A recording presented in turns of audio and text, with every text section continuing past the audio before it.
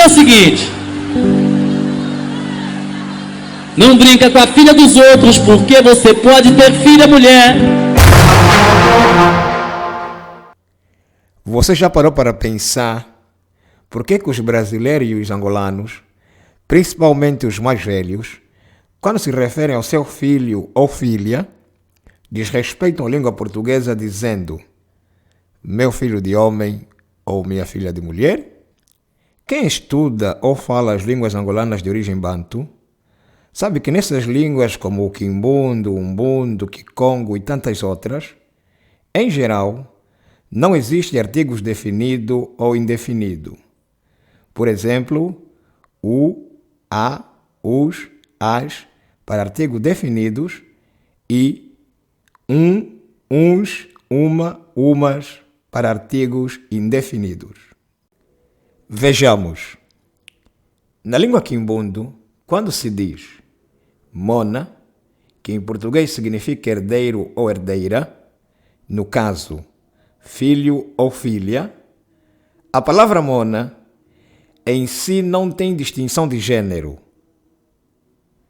Na mesma língua, quando se diz mona wamurato, em uma tradução literal quer dizer filha de mulher.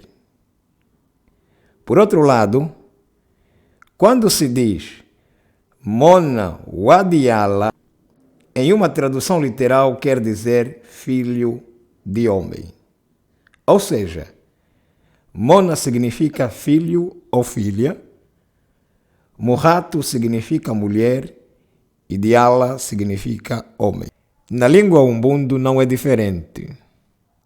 Por exemplo, a palavra umola significa filho ou filha. Neste caso, quando se diz omola yukain, em uma tradução literal quer dizer filha de mulher.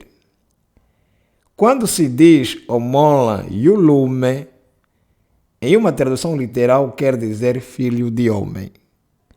Pelo fato das línguas africanas terem influenciado o português falado em Angola e no Brasil, faz com que até os dias de hoje se fala desse jeito: filha de mulher e filho de homem. Você sabia disso? Você sabia por que os brasileiros e os angolanos desrespeitam as regras gramaticais do português de Portugal? Sim ou não? Deixe o teu comentário. Não brinca com a filha dos outros, porque você pode ter filha mulher. Sim. Deus castiga, e o mal que você faz vai voltar para você. A filha de alguém vai te dar uma filha, e a sua filha vai ter que crescer.